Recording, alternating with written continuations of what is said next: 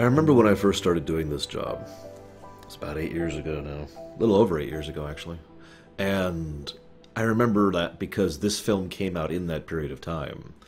And I realized that someday I might be asked to talk about these films. And, you know, that'd be cool. I don't actually remember if we'd started doing the stream stuff when this film came out. I know we eventually started doing that. It's like a regular feature. Our little, you know, spoiler discussions. I bring this all up, though, because when I first looked at this film in the theaters, I thought, oh, this is going to be an interesting one to talk about on camera. But no worries, because there'll be a director's cut, and I'll be able to watch that version for when I finally do the rumination on it. So, here we are. No director's cut. For those of you who aren't aware of what I'm referencing, this film is usually considered to have what we call a troubled production cycle. Now, we need to talk about that, but regardless, this film was supposed to be much larger, much longer, I should say, and it wasn't. And there's reasons for that, we'll talk about that too. But several times, Whedon was like, yeah, we're going to make a director's cut. Maybe, okay, no, we're not making a director's cut. Maybe someday we'll make a director's cut. It's never happened. It's been years. We barely have leaked copies of things that were cut scenes. That's about all we got at this point in time. Yeah. I mean, there are a few features on the, on the Blu-ray, but that's about all we got. The film, let's talk about this, shall we? Because I just realized you're probably wondering why this is happening before Guardians and Ant-Man. I realized after finishing the video on Winter Soldier that Winter Soldier led so nicely into this one that I'd go ahead and accept it. Even though this film actually happens after Guardians of the Galaxy. In fact, this film even references Guardians of the Galaxy very, very briefly at the very end. This felt better for narrative flow and analytical structure.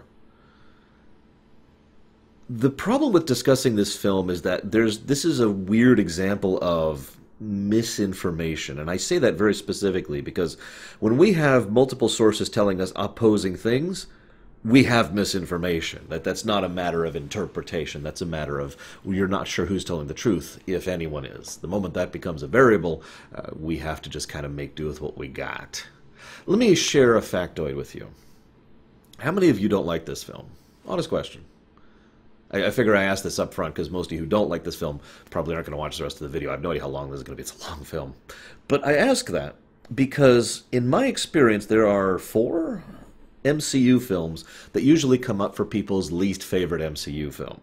These include Iron Man 2, which we've already covered, Iron Man 3, which we've already covered, I still can't think of the other one. Oh my gosh. Thor 2, there we go, Thor 2, which we've already covered, and this film. And I understand where people are coming on that, on all of those, actually. I don't personally agree. I'd probably put Thor 2 at the bottom of the list, even after rewatch. But looking at all of that list, I wonder why it is you guys don't like this film. And I would like an honest answer, if you don't mind. If you don't mind giving it to me. I am not calling anyone out. I also consider this to be fairly lackluster compared to most of the rest of the films in the franchise. But I don't think it's bad.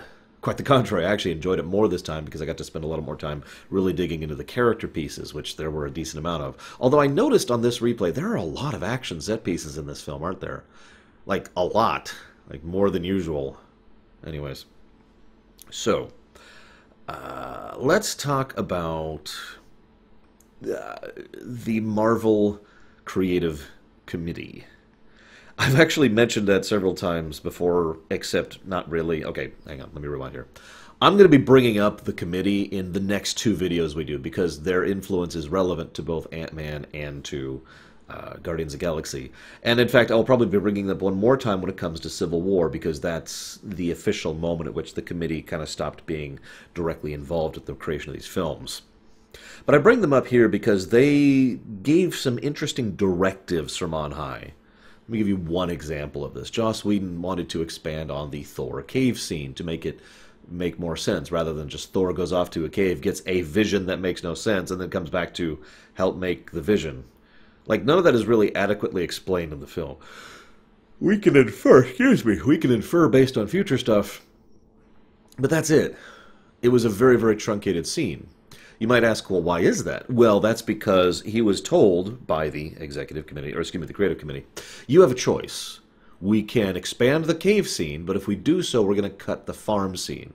Apparently, several people on both the creative committee and someone else I'll mention in just a moment really did not like the inclusion of the farm scene. I find that very interesting since it was probably my favorite part of the film. Now, granted, I'm a character person, and I love that kind of real personal stuff, and I think that Burton's awesome, and Jeremy Renner actually does an excellent job of the ordinary guy amongst the heroes. But regardless, that was the call, and wisely, Whedon decided to keep the farm scene. I mean, I'm with him on that. I point that out, though, because this also leads to a couple of other similar problems. In addition to this big change, there was the fact that there were originally going to be more characters in this than actually were. Abomination was going to be coming back. I'm not sure how they were going to manage that one. Which would have actually done a better job of tying in the Incredible Hulk into the MCU, which, as is, it's barely dangling by a thread to the rest of the MCU. A thread named Ross. And then we have the fact that they were going to introduce several other new characters, including Captain Marvel, who had, by the time this video has gone live, has finally gotten out and done her own film. I'm obviously not going to talk about that here. But I'm truncating a little bit because there's a lot, and I mean a lot, of executive meddling on this film. Now, Whedon himself has said several things that have been reported, misreported, and over-reported as a consequence of the creation of this film. The most common story that's being said is, Whedon hated working on this film. It was horrible and darkness. And the truth is a little bit more boring than that, which is, of course, why they don't report on it, because boring doesn't sell. Doesn't get clicks, right? It would be more accurate to say that Whedon was burnt out working on this film. He didn't like working with the committee, who did, and he didn't like the fact that he had to spend so much time on site. It's worth noting, however, that that was his choice. He specifically stated in multiple interviews that he wanted to give the film a different visual look to basically everything else they'd done. So he actually went on location to several places across the globe in order to film this film, which is why it was so straining to him and why he, was kept away from home for so long and blah, blah, blah. Right? I mean, that's logical, right? It was a drain on him. He also mentions that he really hated the executive meddling. Who doesn't dislike executive meddling? The very definition of executive meddling doesn't mean an executive who meddles. It means the corporation fat cats looking down on high. Imagine I have a tie for a moment. And they're like, yes! Wait, hang on. I'll complete the image here really quick. Give me a second. Thou must changeth this thing because I am stupideth. That's what executive meddling means. So, in relation to this film, of course Whedon had issues with it. But we do need to talk about one other person, and that person is Perlmutter. Most of you who have successfully watched this film this far, excuse me, by this film I mean my video this far, probably are someone who is aware of who Perlmutter is. But on the off chance you don't, all I'm going to say is that he's basically in charge of Marvel, and leave it at that. He is a money-grubbing, scum-sucking bastard who is not exactly a good person. He is among... If you were to look up some of the typical, like, you know what I mean, like the typical corporate executive who is corrupt and evil, yeah, that's Perlmutter, except he is that in real life. He's not the only one like that. In fact, he's actually probably one of the least bad of that type, and I mean that sincerely. But he's still an unpleasant person. As a consequence of this, he tends to be, and the specific thing that he tends to be most known for is penny pinching. He's really big on squeezing the budgets. Now, forgive me for flaunting basic economic knowledge, but spending less money is not automatically a good thing. And that's what I mean when I say penny pinching. Obviously, managing a budget properly is a good thing and should be done, and you shouldn't try to trim fat and excess when it comes to a budget. However, he tries to trim everywhere all the time constantly. In fact, that was his favorite method of making a buck before he ended up, taking over in charge of Marvel. There's a whole story behind that I'm not going to bore you guys with. I'm sure you either know it or don't care, but the point is, Perlmutter was really squeezing the budget on this one. Now, that's important to remember, and I want you to remember that, because if we ever cover Phase 3, that's going to come up again. All of these facts meant that this film was kind of having just a strained production cycle. Then we have to get to the other fact.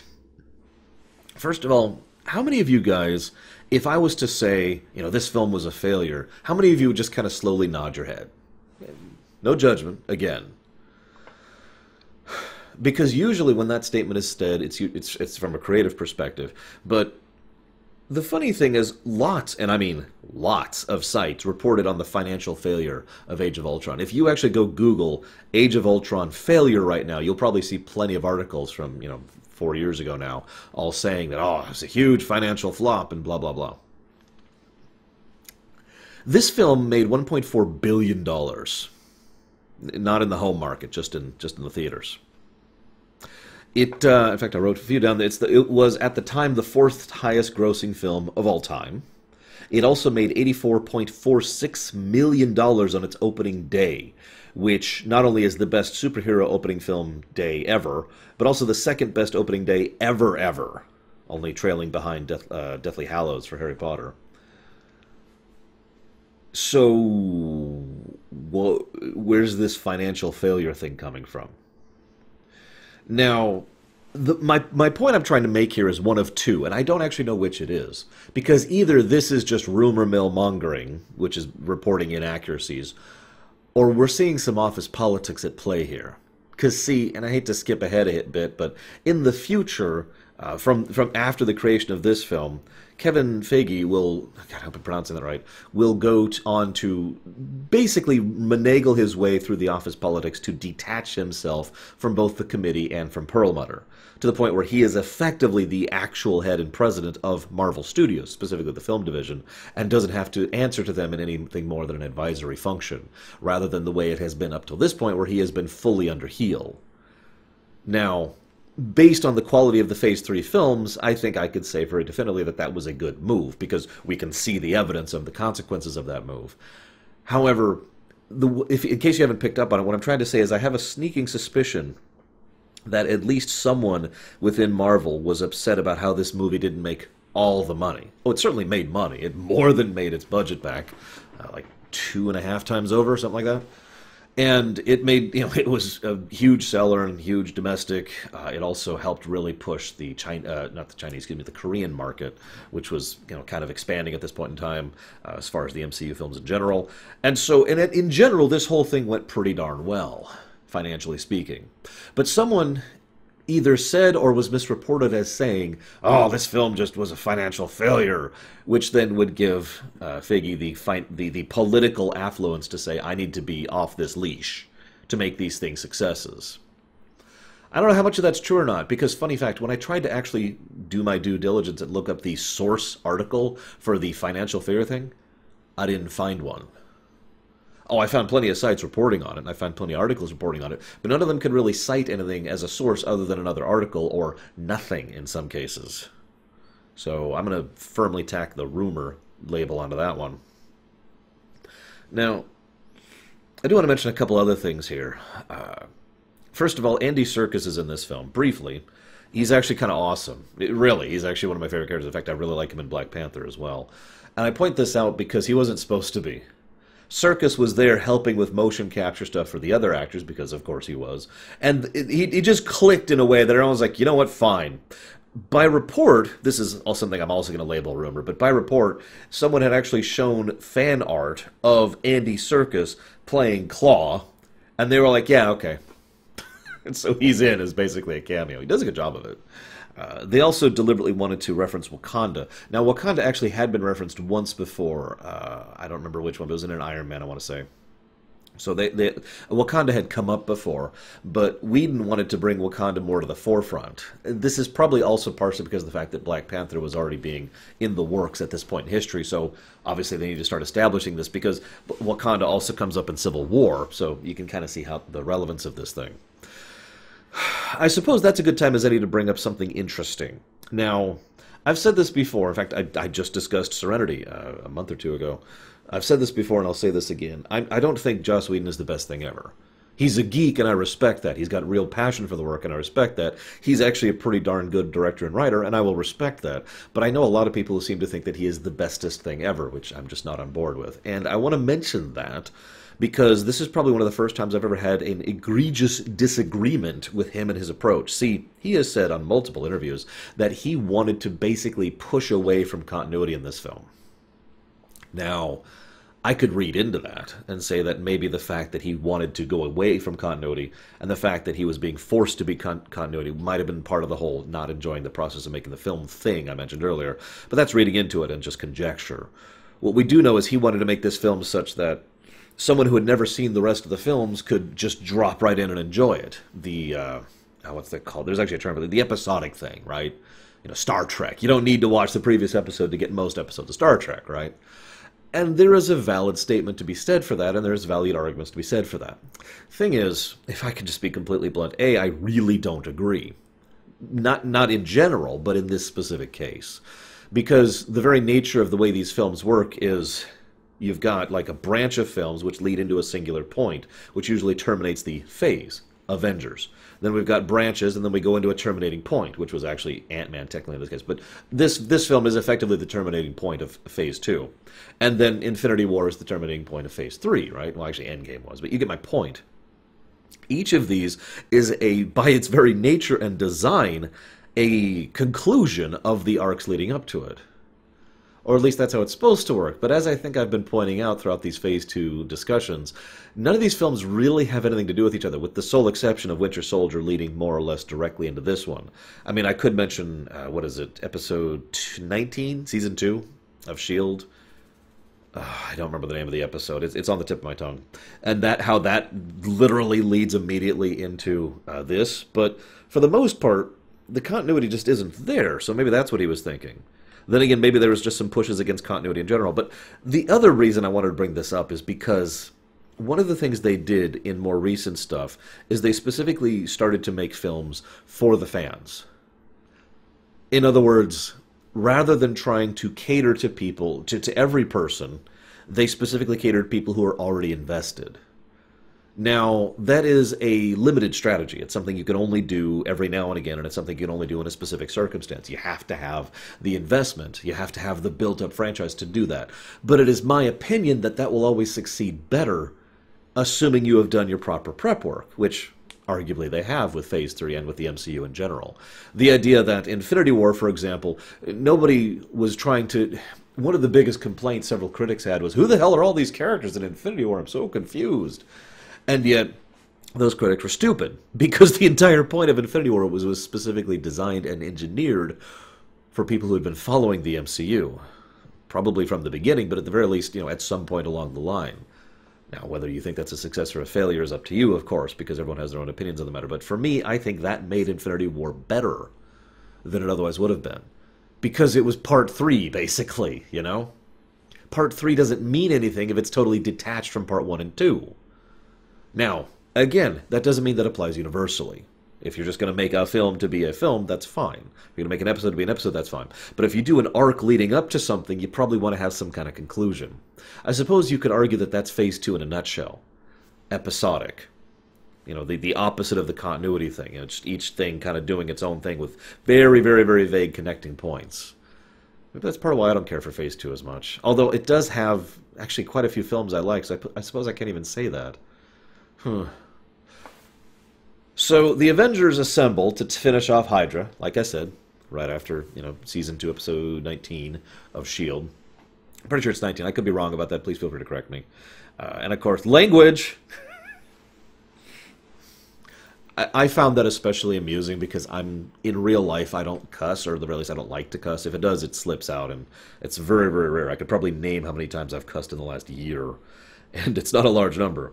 And I point that out because when I was watching this in the theater, my sister was like, "It's just," and she just looked at me and I'm like, "What?" It's you. Yeah, I know, shut up. Because all of my friends cuss all over the place. So they go through, blah, big action sequence. Got to start with a big action set piece. And they go and they get the scepter. Okay. And Strucker is there. He has a basically non-role in the film. What I like is there's this bit where he's like, oh God, what do we do? And he goes to the troop, and the troop says, he just started attacking. He was spooked. Well, can we hold them? The guy just says in this almost exasperated tone, it's the Avengers. We can't hold these guys. It's like, okay, you're right. We will show them who we are. We will show them their strength. A rousing speech. No, surrender. Yeah. I'm going to surrender. I'm going to turn myself in. I don't have much to say about this action sequence, as I usually don't. We've got the magnetic shield, the recall thing on that's actually really cool. I find myself wondering how magnetic vibranium is, but whatever. As we find out in Black Panther, vibranium can do anything, so I'm just willing to bypass that one. It is literally magic metal. Well, we've got a lot of combo attacks. There's actually a great bit. My personal favorite is when they all line up and Cap just puts up his shield and Thor, and that's the end of them. Let's see. We've got the Hulk. Weaponizing the Hulk is interesting. They see, even in this film, that him going green is something that they only do occasionally. Which makes sense, because they don't really have control over the Hulk, because, well, you can't really have control over the Hulk, right? That's not how that works. And I do enjoy the way they deal with this, with Natasha being the one to basically have already worked out, probably with Banner, the way to calm him down and bring him back to Banner. I also especially find that interesting because you get the impression that Romanoff is still scared of him, as she should be. I just want to point that out, given where this film goes in the future. But I'll talk about that in a minute. Let's go ahead and mention the part where Wanda goes around and starts giving people visions. Now, there's a bit where she reaches into Stark's head and he sees, you know, the Chitauri coming back and everyone's dead and they're all invading Earth. It's a very powerful scene, which was, of course, basically all of the trailer. Yay, trailer magic. But I bring this scene up because of two things. First of all, this is a film predominantly about Tony Stark, more than any other character. While there are certainly other characters who get a lot of character development, Romanoff being a good one, Banner being a good one, and, of course, you know, everything going on. Point being, Stark is the one who, this is really his arc. It probably helps that he's effectively the villain, too. But I point this out. The thing I like about this is this helps to follow through on the arc that really started in Iron Man 1. I mentioned this back in Iron Man 3. He is at the point where he is still wigged out about the whole situation with the Chitauri invasion back in New York. Yeah, I'm with that. And he's obviously still bothered about that here in this film. And he's obviously still working on trying to figure out a way to deal with that long term. He doesn't really bring this up early on, but this forms the core backbone of everything about his character arc with the entirety of this film. I'll just go into it right now, because why not? My favorite parts about this are, A, when he's so on edge. Robert Downey Jr. does an excellent job. He portrays him, he's taut. You can just see him straining as he's almost shaking. He's not quite shaking, but he's almost shaking from how taut he is pulled. And he's just, yeah, let's look at the scepter. Let's see if we can figure this out. And maybe this could be the way to make this work. I don't know. We can do something. Sure, we can do that. I don't know. Why not? Yeah. And he doesn't tell his teammates stuff. Now, that's actually important because he does that 3 times throughout the course of the film. That's something that I feel could have been an actual plot thread, or I guess I should say a thematic thread, throughout the film, but it doesn't really come through, the idea of them not actually being a team. Because we saw them unite, more or less by circumstance, back in the Avengers, and they were a great team together. But other than that, this is effectively the second time they've banded together, and this is kind of it. And you'll notice that they were a team when they were fighting... Well, okay, let me put it to you this way. Any of you guys have friends? I know that sounds like a weird, maybe even mean question, but let me clarify that a little bit. Let's say you have a friend, and you get along, and everything's great and everything's cool. Cool! Is that a friend? I would say no. Because friendships, real friendships, are only, for me, this is just my own terminology, only classify, as a friendship if it gets to the point where something bad happens. Disagreements.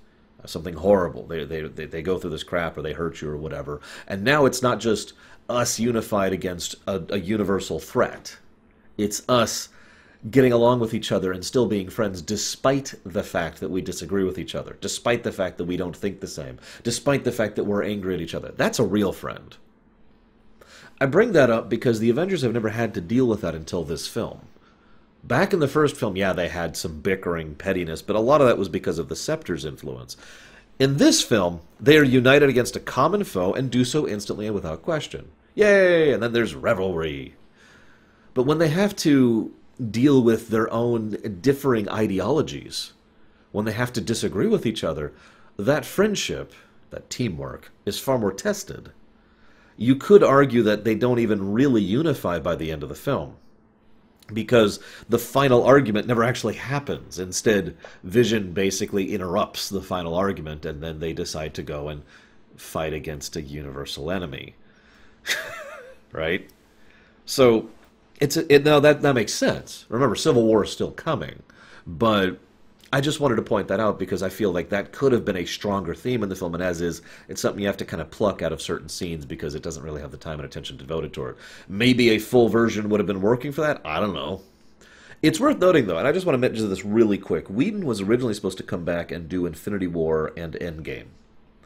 He didn't as a result of how much this film burned him out. Okay, understandable. I wonder what kind of films we would have gotten if Whedon had been in charge.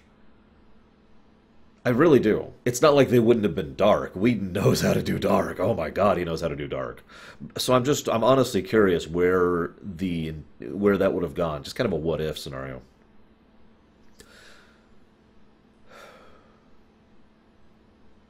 Stark makes a comment. I'm going to keep on Stark for a second here. Stark makes a comment about how he doesn't want to hear the "you shouldn't do this" or "this is beyond your ken" or whatever speech again. I point that out because that shows something. This film kind of makes it look like Stark is the villain, and I mean Ultron, right? But I don't agree. There's an interesting... That bit and a couple other bits make it clear that no one else, with the exception of Banner, is actually listening to him. Really listening to him. Bringing back my friend parallel. How many of you and your friends, whether acquaintances or real friends, have gotten to the point where one of you is just not listening to the other? I don't know about you guys, but that drives me insane. There's very little that will piss me off quicker than trying to have a discussion with someone, or even an argument with someone, who is adamantly just not listening to what I'm saying. They just insist that they are right, or that I am wrong, or both. And I'm just, well, are you going to listen to this? No, of course they're not going to listen. Because that's the position Stark is in. I have a very strong feeling that if they hadn't been pushing him on this, there's a chance he could have just walked up and said, listen, here's what I'm doing and here's why I'm doing it. And you'll notice that Stark tries to defend himself and explain himself twice to the group. Now, granted, both times it is a form of apologizing rather than seeking... seeking forgiveness rather than seeking permission. Sorry, I was saying that wrong. In both cases, he's already done it or is already in the process of doing it. But both times he's just like, there's a point behind this. You know, there is bigger coming. That up there, that's the end game. Deliberate name drop there. That's the end game. We could go around, we could bust over bunkers and weapons depots and all that stuff all day long. But when that comes, that's when the real problems hit.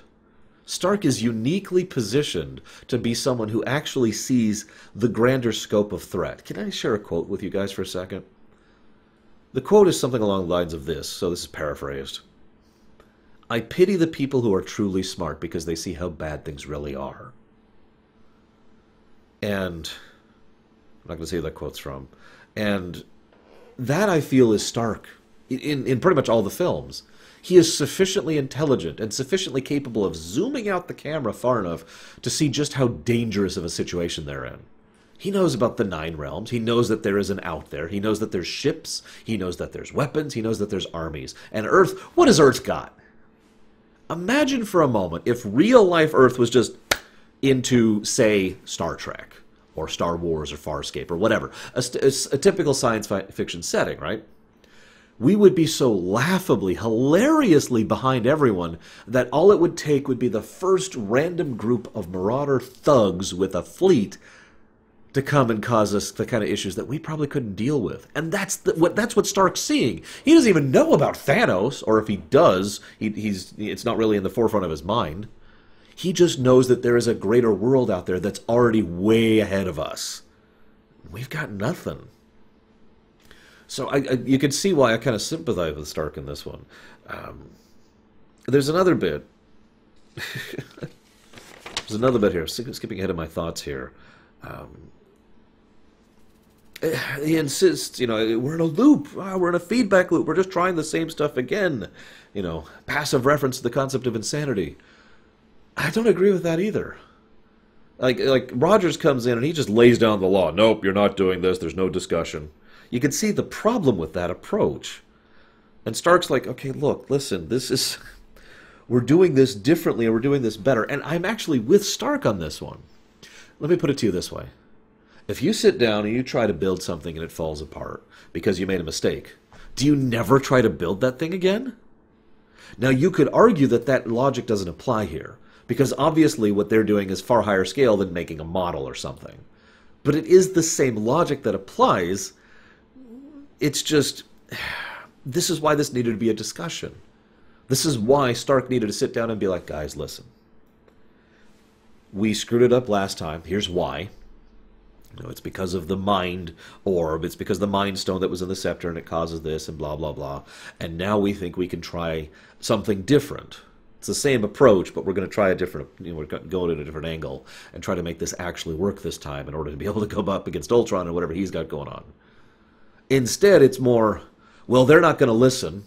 And they're not going to do anything, so I need to try this basically right now, Banner. Are you with me or not? And Banner's just like, okay. Right? It's... I'd say it's actually one of the weaker points of the film, if I'm honest, because the film feels like it's trying to have it both ways. Portray Stark as both the villain and the victim. And I don't think it succeeds in the way that that kind of nuance is really necessary. Getting back to the earlier part of the film, though... Stark has a vision, right at the beginning. What I like about that is Wanda sees it too, or at least it's implied she does, because she is just shook by that. I like that. Because remember, Wanda's just a kid. I mean, Wanda and Pietro, I hope I'm saying that right, are both basically just kids. They're just, they're punks, to quote Hawkeye on this one. And I like the idea that being forced to see some of the reality of what he sees would kind of just shake her a little bit. Obviously, it doesn't shake her enough, since she still goes on to be a villain for most of the film, but regardless. I'm looking at my notes here. There's a... I forgot a line. One of the things that Stark says when he's trying to convince Banner to work on the Ultron program is, they will be back. They came back. They will be back. As has been pointed out earlier, not only because of the Tesseract, but also because of the fact that Earth has already been invaded. Earth's already on the radar. That's the other aspect of this. It's not like Earth is just some random unexplored planet that's not really worth anyone's attention. There's been a beacon there, and now people are paying attention to it. And the end, really. So they brought in Claudia Kim to play Helen Cho. Now, I think she does a good job. She actually has a pretty decent role in the film, and she's a decent actress, too. Is Thor going to be there? But I also like... the sort of almost casual smug superiority of her approach, which doesn't go over to the point of actually being, aggressive or obnoxious. So she does a good balance with that role. She was, of course, brought in to help make this film sell better in Korea, but if I'm being honest, I'm okay with that as long as you do something good with it. Like, Lord knows I have talked extensively about the unfortunate pairing of the financial and the creative side of fiction, and how you kind of have to keep both in mind when it comes to creating whatever it is you're going to make. But I bring this up because it's something that has become more and more common with a lot of recent films, where they will either film stuff in or star actors or actresses or whatever from a specific space in order to try and get that place to help fund it, in order to try and make the film sell better and make more money, blah, blah, blah. And again, I'm with that as long as you do something good with it. As long as it's not something that's like, and hey, I'm here as the token such-and-such person. Look how important I am. As long as they don't go into Mary Sue territory, by my definitions, as long as they don't go into, the case of the token person, I'm okay with that. And I think Helen Cho was a good inclusion in the film. So, poor Rhodey. I feel so bad for Rhodey. And then I dropped a tank on him, and I was like, boom, you're looking for this? What? That's...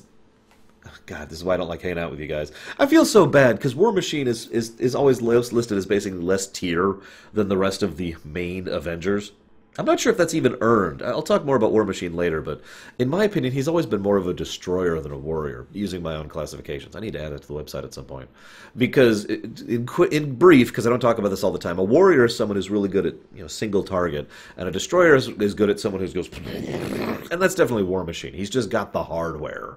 And he's really good at taking on groups, or terrain, or locations, or giant bosses, or whatever. That's War Machine. He actually does that to good effect later on in the film. But apparently he doesn't do that many large-scale missions. I mean, he is working on the literal behalf of the United States government, so maybe that's why. I don't know. So, Pepper is apparently missing. This is an interesting thing, because this will also come up in Civil War, and then just suddenly go away in Spider-Man. I'm not 100% sure why that is. I'll be looking into that one if we ever cover those future films in the Phase 3. But they just kind of decided to write her out. And, of course, Miss Jane Foster, well, we know her problems, as I mentioned back in Thor 2, and how she didn't want to have anything to do with the MCU until she changed her mind on the matter. So she was kind of written out. I do like the idea that Potts is running Stark, and I like the idea that Jane is one of the best astrophysicists in the world, who was basically running around the entire world trying to figure out what she can about the convergence of the dimensions and whatever. I'm with that. I hope we see her again at some point, but whatever. We have, I mean, the party's nice and all. There's also a lot of war veterans there. I found that interesting. But during the party, there's, you know, the whole party is good, but then there's a bit where it's just the close friends. And I just want to say that that's a good scene. For all the things that I both agree and disagree with Whedon about, one of the things he's really good about is the sort of tight-knit camaraderie. He's really good at just having buds who are just, you know, talking and chatting with each other. He's good at that. I like that. And this scene shows it great. It's also probably, honestly, my second favorite, I would say, Hawkeye scene. And I say that, you're probably like, well, who cares about Hawkeye? I do. He's actually probably my favorite Avenger in this film. No joke. He does a lot of really good stuff. But he's just, yeah, sure, whatever. I also love the idea Cap actually budges the hammer. Just a little bit. And Thor's face. Oh God.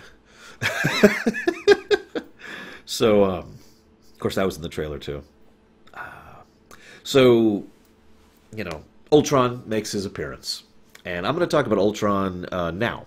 I actually have all my notes about Ultron in a separate section, because I really wanted to just talk about Ultron in his own group, which is right here. Let me just say that James Spader sells Ultron. Several people have cited the fact that James Spader was the one and only casting choice for Ultron, and he really is perfect for it. The man just has a way of talking where there's a natural smoothness and a simultaneous humanity and inhumanity to his tone. I can't even begin to emulate it. It's just wonderful. And he, funnily enough, they decided not to do any voice modulation. I mean, yeah, he's got the little bit of the robotic tint going to his voice, but otherwise that's just him talking with his normal voice. And I think that's a good idea. Now, to explain that a little bit, obviously a really good voice actor can continue to be a voice actor even if they're doing something like this. But that's pretty difficult to do and takes significant training, and some of the best voice actors still can't do that. By contrast, James Spader is not a voice actor at all. He is an actor, and there is a big difference between those two, as I've talked about many times before. So the fact that they allowed him to use his regular voice means he can do all of his acting, because he's just trying to act and focus on his acting rather than focusing on voice modulation and acting at the same time. And of course, not doing any external modulation means we can hear everything that he is doing very smoothly and conclusively. So, first of all, obviously, you know, they make a lot of comparisons to Ultron being Tony. And in fact, there's a lot of obvious comparisons between both Ultron and Tony. Having rewatched the film, I know this is going to sound weird, but I don't think I agree. Not really. Like, obviously, the direct parallel is obvious. Ultron is trying to, you know, I must do whatever is necessary to make the mission happen. The only thing that matters is the next mission. But, and obviously they both have the tendency to snark. But that really is as far as that goes. If anything, Ultron feels like someone who has been gifted tremendous power and knowledge with nothing in order to balance that out. Usually we in real life tend to refer to that something that helps balance knowledge out as wisdom. In other words, intellect is knowledge, wisdom is knowledge applied, right? But he's like a couple days old throughout the course of this film, or however long the film takes place over. So you can kind of get the impression that he just is okay. And Spader himself has commented on the fact that he portrays him as someone who has an extremely warped and twisted worldview because he has nothing to help him understand or comprehend that. The visual scene towards the beginning where he's talking with Jarvis, and he's like, oh, who's this? Okay, these are the Avengers, I'm with that. What's this? Oh, okay, war, peace, peace in our time. And he's just absorbing ludicrous amounts of information with nothing to help him with that. And so instead he gets the idea that, all right, well, I have to make peace, real peace. It's the only way to do that. I'm going to go ahead and wipe the floor. What's funny, though, is he makes several references which are very casual lines of dialogue, but each one of them seems to indicate the same thing, that they're coming. And that, in his opinion, the way humanity is right now, the way Earth is right now, is just not ready for it. They're not ready for whatever is coming, whatever is happening, the stone that God's winding up, as he himself puts it. And so we see, I suppose that's another thing he has in similarity with Stark. He likes to grandstand. So we see that he's like, okay, well, I have to force this now. I have to force this new evolution. I have to force people to change and live, and whatever survives will be better suited to dealing with whatever comes. Right? I mean, that's just logical, right? Yeah. He also... Do you guys think he cares about the twins? Honest question. I think he does. The bit where he's like, no, I want to hear this personal story of yours. There's a bit where, you know, they effectively turn on him, and he's like, no, no. And, of course, he has this line, and I feel like I wrote it down. Yep, I wrote it down right here. When they see, they'll understand. They'll see and they'll understand. You know, it just, they have to understand. I'm doing this. I'm doing the right thing, damn it. I have to show them. You know, there's that kind of thing there.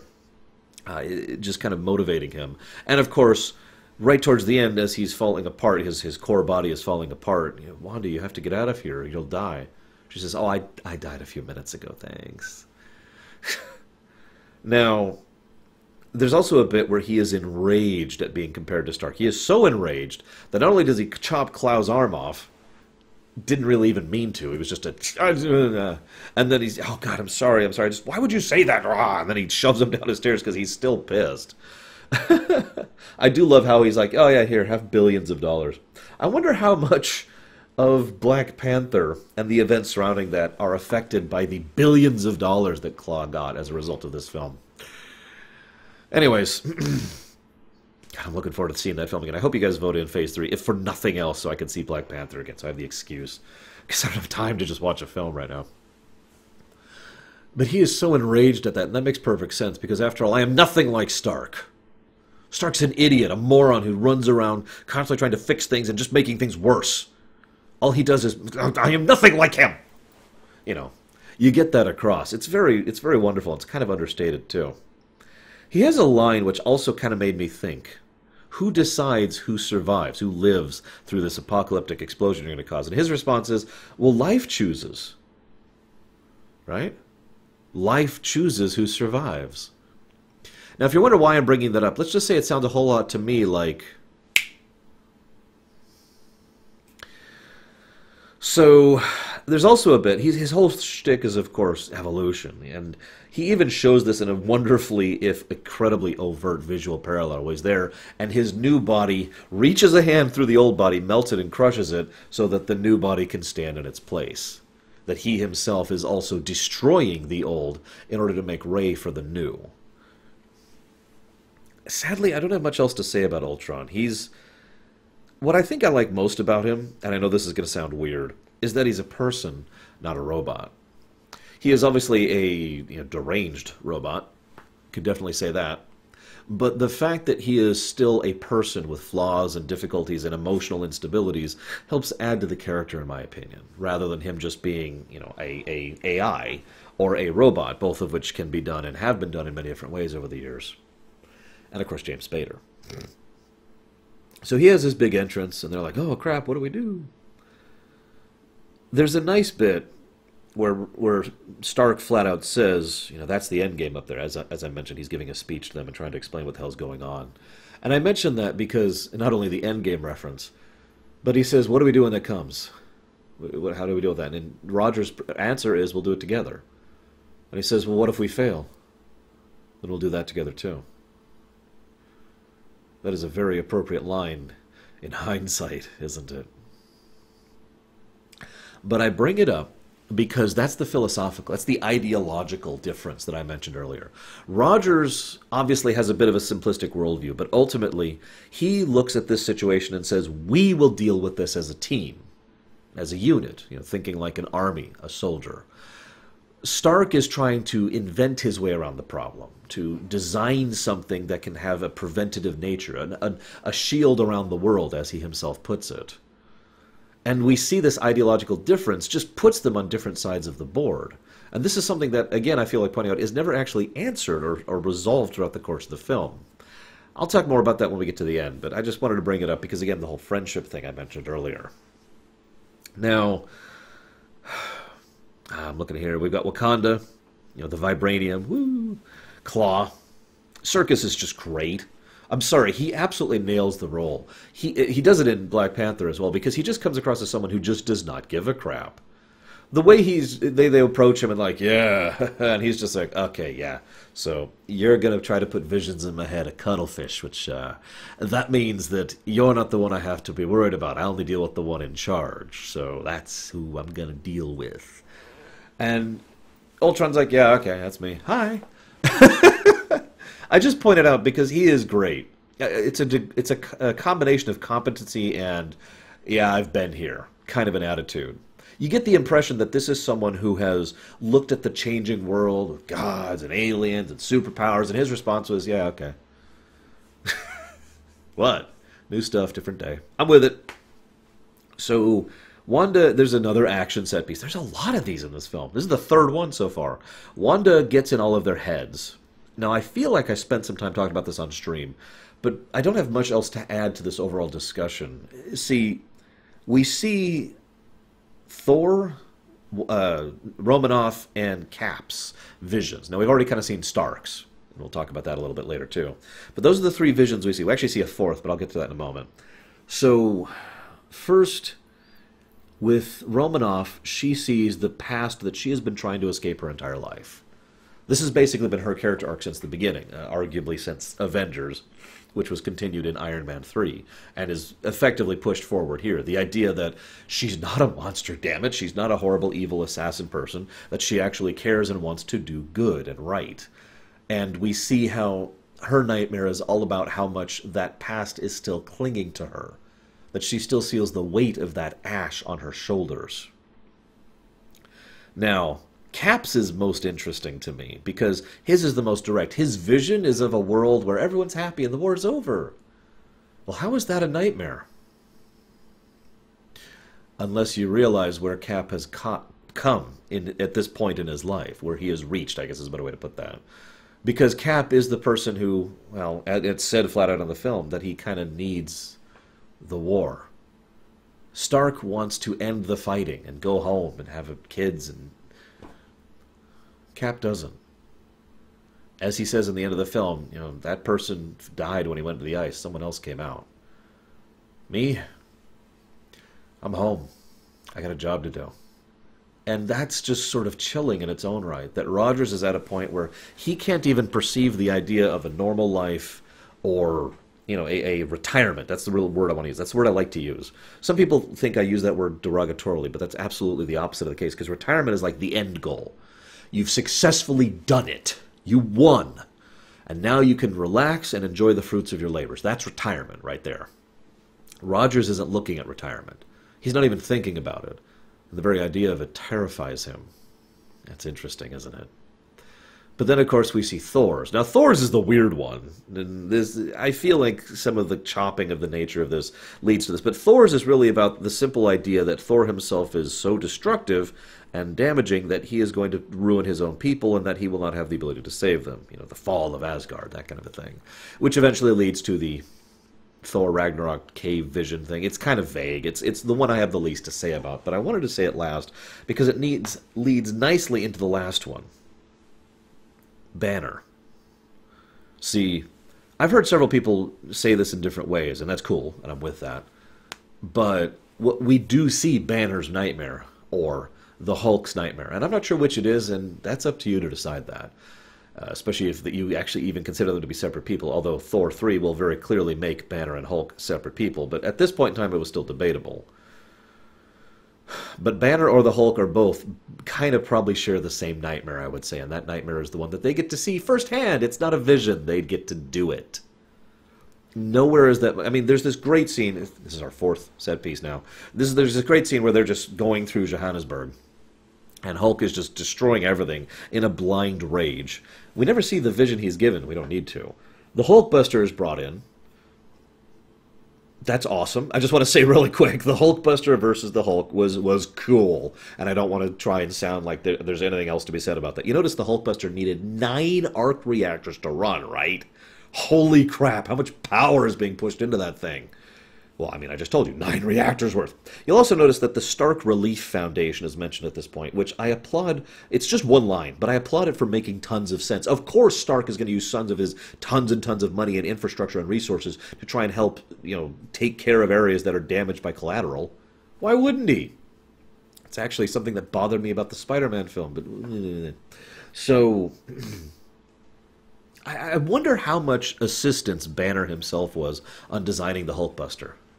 What do you guys think? I mean, I know they don't call it the Hulkbuster, they call it Veronica in the film, but what do you guys think? Honest question.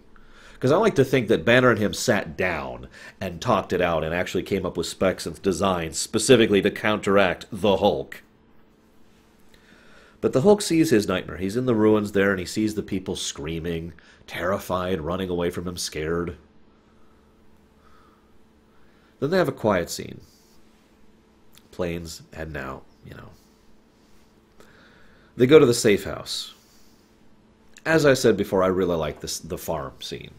First of all, I mentioned the concept of retirement. Well, he's still fighting, obviously, but that's his retirement right there. His wife and his soon-to-be 3 kids. I'm not going to say anything. I like how Natasha knew. I like how Romanoff knew that she wasn't a stranger there. Of course she would. Like, I imagine there would only be 2 people in the whole world who knew about this place. Fury, who helped set it up, and her, because the 2 of them are tight, And so I really like the idea that she would be aware of this whole thing. Hawkeye... Barton, excuse me, is... Well, he's the new Coulson, isn't he?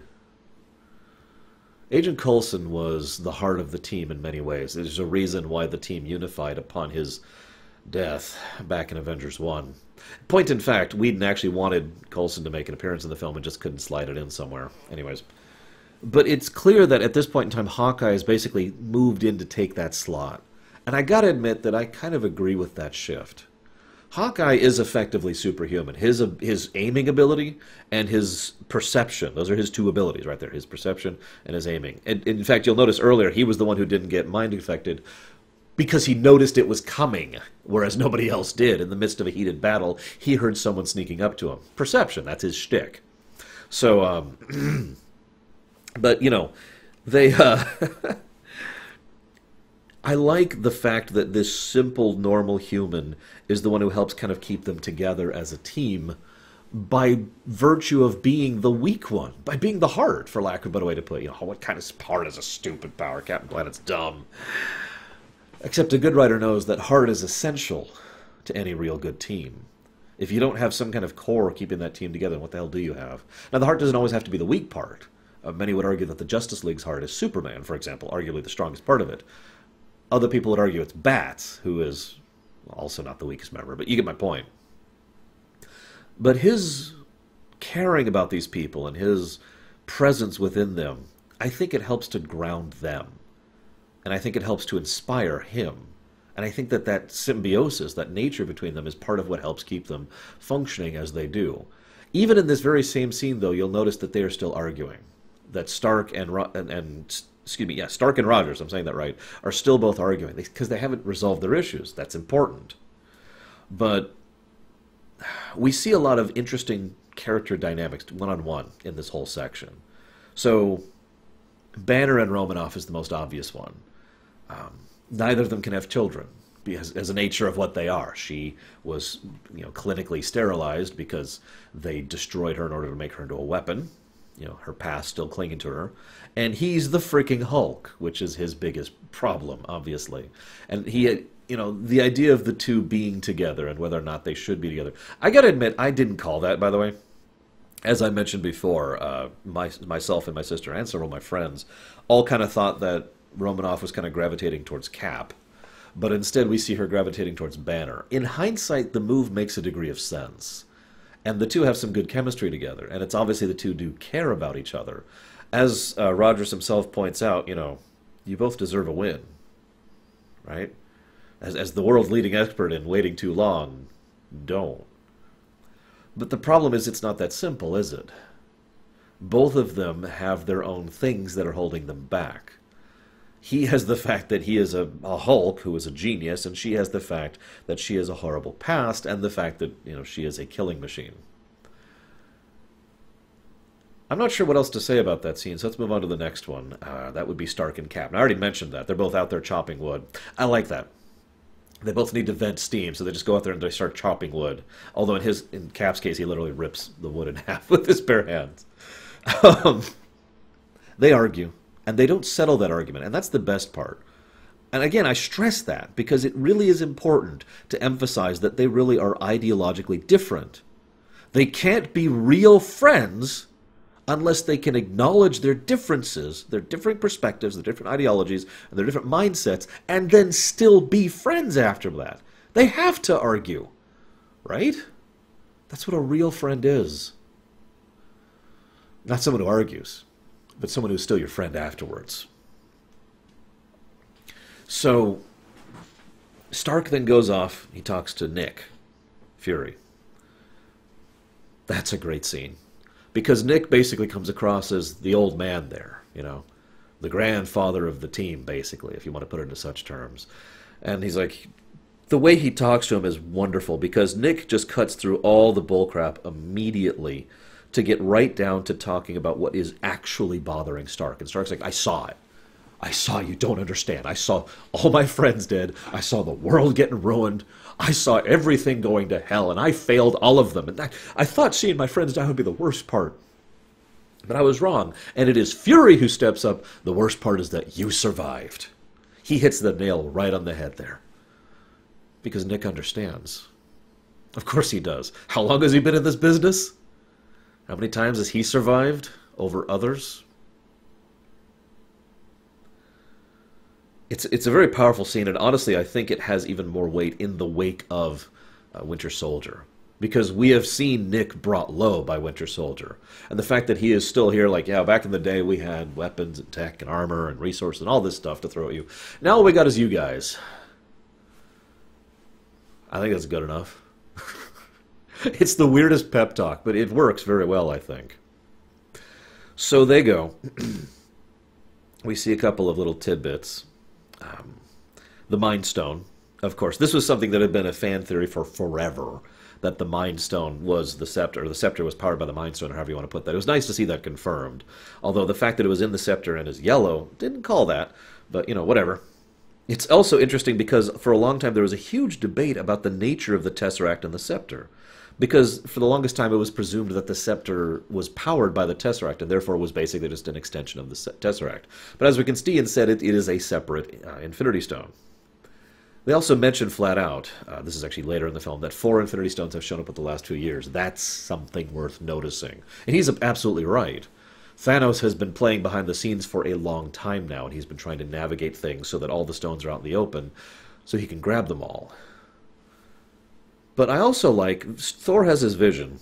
There's not much to it, unfortunately, as I mentioned, cut content and all that. But during the vision, he sees the 4 stones. We actually see that the Aether is containing the stone, just like the Tesseract is containing the stone, just like the Scepter was containing the stone. And they all kind of verge on this nebula, which looks a lot like... I only mention that because this might be the first actual... Well, like Thor puts it himself, someone's playing games here. This is the first time that in character, the characters are made aware of the knowledge of Thanos and what's going on behind the scenes. And I emphasize that because we've known about this since Avengers. We've suspected it since before that. But here, the characters are now aware that there's a chess master in the background. And that's important because the characters need to know if they're going to do anything about it. So, They have several scenes. There's another action set piece. They're being very serious about no casualties at this point. You know, trying very hard to keep the fight out of the city or away from problems, etc., etc. It's some good stuff actually for the most part, and I very much enjoy the way that they portray this. I also like Ultron in basically all of these scenes. I know I haven't talked about him that much since my initial discussion about him, but I like how he's just, oh, come on, really? Leave me alone. God, I'm just... Why is everything going wrong? Why did you kill... no, come back. Oh, they'll see. They'll understand. They'll understand. Anyways, we're going to skip forward a bit because action set piece, action set piece. There's a bit where Cap is Cap. When he is I've always said Rogers is at his best not when he's out fighting or doing the good thing, but when he is inspiring others. That's just my opinion. I've said that before. I said that just a few weeks ago, or last week, I guess, because that video is coming out last week.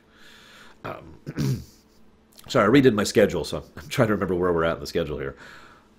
He just turns to Quicksilver and Scarlet. He's like, "Hey, there are civilians in the way."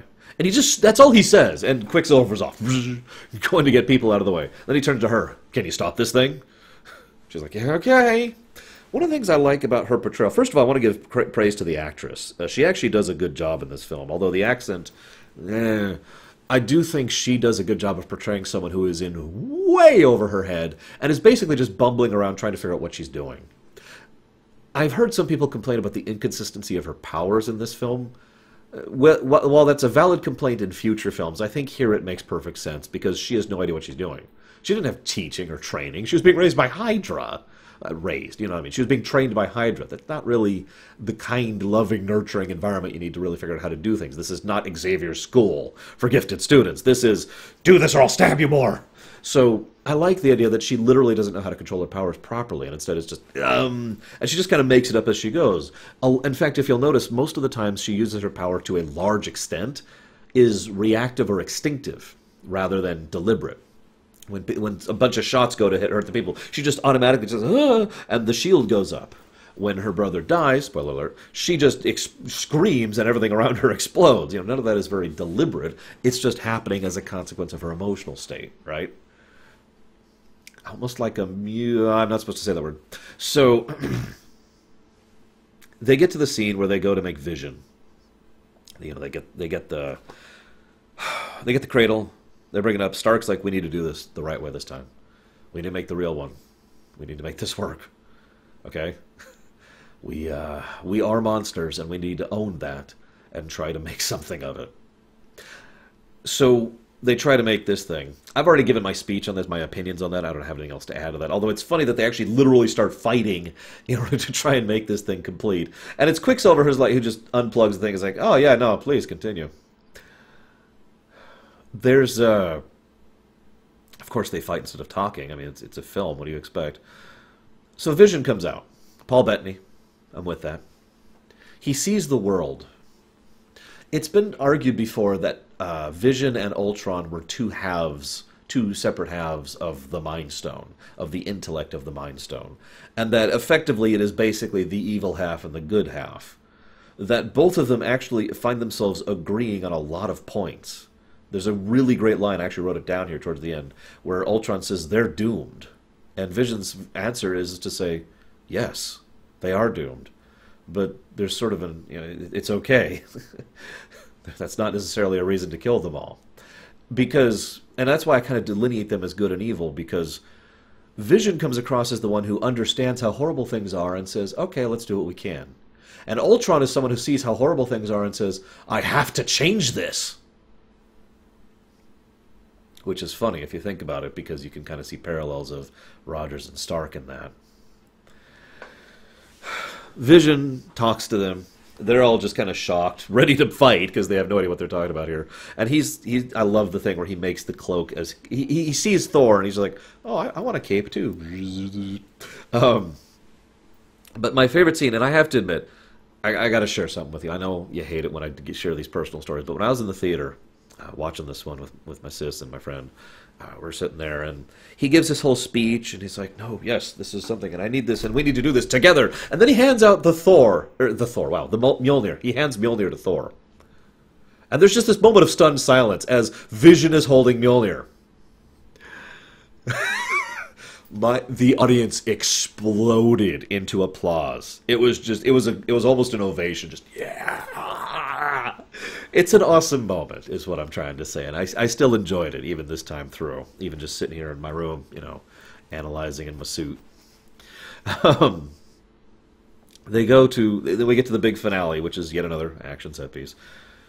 I like how much effort they put into evacuating the city. There's a bit, I'm skipping ahead a little bit here, there's a bit where the helicarrier shows up. And this scene, I know this sounds so stupid, but this scene right here really got to me. This was such a wonderful moment. Pietro says, "This is S.H.I.E.L.D.?" And Roger says, "This is what S.H.I.E.L.D.'s supposed to be." And Pietro's like, "Yeah, okay. I'm down with that." That was kind of me right there. I'm getting a little bit of tingles just saying about it. I know that's so stupid, but that is what S.H.I.E.L.D.'s supposed to be. That was awesome. Yes, it's this big doom-death helicarrier, but you know what? It's not being used to precisely murder people without casualties across the country. It's being used to save lives. Because the idea that a weapon is wrong is such an infantile opinion, in my opinion. I'm sorry, I'm getting a little serious here, but I think that's so stupid to say that we shouldn't try again, that we shouldn't build new stuff, that we shouldn't design these things. It's how you use it that matters, god damn it. Excuse my language. It's how you use it. Seeing what's left of S.H.I.E.L.D. Even Himmelstein is there from the S.H.I.E.L.D. show. Seeing how it's used. Seeing how people deal with it. Seeing how why they are trying to help these people and using this for better cause. That was awesome. That kind of thing, that takes time, resources, personnel, equipment, money, and it takes a lot of dedication. And they put all of that towards saving the lives of every single person on that city. And they succeed. They succeed. No one was left behind. And that's awesome. So they evacuate the city. Burton reaches out to Wanda. It's like, look, yeah, the city's flying, aliens, robots, I got a bow and arrow, okay? That's not the point. That's the point. You want to stay here? You're good. I'll tell your brother where you are. We're cool. You step out that door, you got to step up. You step out that door, you're an Avenger. And you'll notice that catches her attention. Because she's starting to see that being an Avenger doesn't mean, bombing a city or nuking something or being like Ultron. Being an Avenger is about helping people, saving people. So she steps out the door, and she's awesome.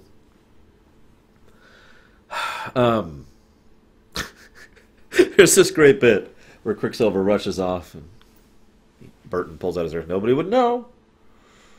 Nobody would know. Last I saw him, Ultron was sitting on it. It was horrible. I don't know what happened.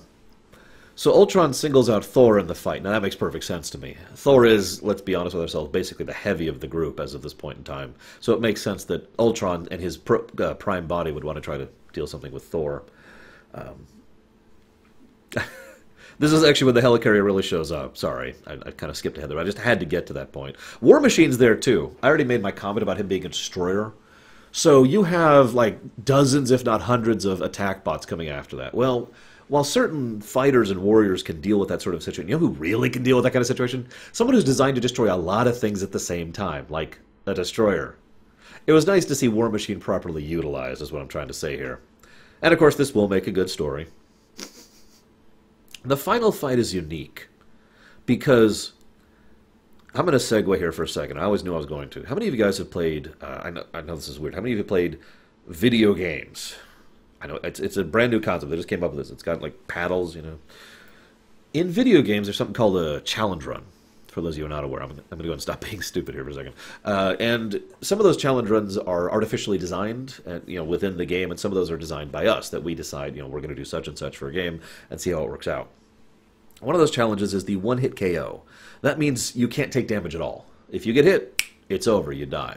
There's runs of Legend of Zelda: Link to the Past that does that. Several of the Devil May Cry's have things like that. It's Dark Souls is kind of infamous for being the one-hit KO mentality. That kind of a thing, right? I find this final fight interesting because while it is still your typical MCU final fight, which is true in like every MCU film ever, swarm of army, big bad guy, lots of destruction, tons of CGI fest, etc. The thing that helps it for me is the fact that A, the real fight was getting the people off the island, and B, the fact that if they get hit once, they're dead. This is a one-hit KO fight. If any of those things reach that central thing, this is over. I think that, I don't know how to properly explain it. Maybe it's because I've done several one-hit KO challenges myself. God of War, that's another one. But I found that to be an interesting dynamic to make the whole situation more interesting. So then Stark, Thor, and Vision actually just tried to just blast down the Prime body and actually managed to melt and damage the thing. And then they stop. I actually do enjoy this film, if that's not obvious, but this part right here is the part that makes the least sense to me. They just stop and let him go. Okay. So then Quicksilver dies. Has been said many times by many people, Quicksilver is actually dead. He's not coming back. Which is a damn shame, because he was a cool kid, and that's a great power to have, but it's actually a surprisingly good scene. The only darn shame of it is the fact that they introduced this new character in this film to kill him off. That's the only thing I feel is a bit of a flaw of that, especially since there's so many other ways he could have dealt with that situation. But let's not get into that. He dies saving Burton's life, too, which is nice. And then, of course, Wanda just freaks the hell out and goes and kills, Ultron Prime. Nearly dies in the process. Vision actually comes to save her, kind of leading to what will eventually become between Vision and Wanda. And then we have this nice denouement between, because they destroy the island, everything wins. Woo! There's this nice denouement between Vision and Ultron, the last Ultron. He's already been purged from the internet, which was a nice scene, too. He's already been purged from all his other bodies. This is the only Ultron left. And the discussion between Vision and Ultron is great. It's actually probably one of the better scenes in the film, I would say. Because we see how, like I mentioned earlier, Vision really does agree with Ultron. He sees the same thing and the same protocols and the same mentality. He just says, well, I'm going to do this about it, whereas Ultron says, I'm going to do that about it. And it is ironic that Ultron ends up attacking Vision in fear, and then Vision ends up destroying Ultron. I actually honestly believe that if Ultron had decided to kowtow at that point, to surrender, that Vision might have actually allowed him to. I'm not sure, but just food for thought. The Avengers, this film ends in an interesting way, because two big things happen. First of all, the Avengers are finally codified. If you're paying attention, at the end of Avengers 1, they split up. Like, Banner went with Stark, Burton and Natasha went off to be part of S.H.I.E.L.D., and so forth and so on. There was no Avengers organization, not really. Now there is. They actually take one of the old Howard Stark warehouses or whatever, they mentioned this in Ant-Man, and turn it into the new Avengers facility, and actually have a formal Avengers organization with infrastructure and staff and support, money, resources, supplies, etc., turning it into a real thing. That's actually very cool and awesome, and also neatly ties into Civil War, because inevitably with the idea of a superhero organization that has been formally formed, obviously it has to be funded, but that's probably coming from Stark, but more to the point, how does the government get involved with that? Because they're going to. Now, that's cool. But the other interesting thing is Stark, who basically isn't a part of it. He's out. He's gone. Bye. I'm not part of the Avengers. Bye. And he leaves. Now, that makes almost no sense unless you were paying attention to the news at the time. See, here's the thing. Robert Downey Jr. basically was done after Iron Man 3. That's one of the reasons why Iron Man 3 ends in a way that could have been considered the conclusion of his story arc. I don't need the suit, the shrapnel's gone, blah, blah, blah. Then we get to this film. He was convinced to come back for this film and several future films. But even at this point in time, there were still discussions and plans that he might not actually be coming back for future stuff in a major way. Now, I have no evidence of this. I want to stress that. But based on everything I said right at the beginning, with the creative committee, the Marvel Creative Committee, with Perlmutter, and with the way that they were handling the financial side of the MCU, I have a suspicion that they were hesitant to bring Robert Downey Jr. back because they basically felt he's not worth it. In a similar manner to what actually ended up happening with Stan Lee many, many years ago, for those of you aware of that story. And so the idea was, okay, screw him, cut him loose, we'll do without him. I mean, they even established these new Avengers in this film, right? Thing is, I think that would be a mistake, because I don't think Iron Man's story arc has concluded, as of this film. And apparently Kevin Feige agreed with me, because once he actually managed to take creative control back and started really pushing for being the only creative control when it came, being the actual mainliner when it came to Civil War and going forward in Phase 3, Robert Downey Jr. was formally signed on for all of the stuff leading up to Endgame, and here we are. I just wanted to comment on that, though, because it's weird looking back at some of this stuff.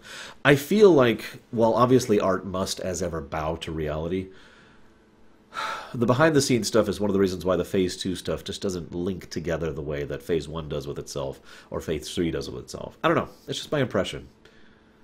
But for all of that, I did still enjoy this film. I hope you've enjoyed me sitting here and rambling in the corner. I'll see you next time, guys.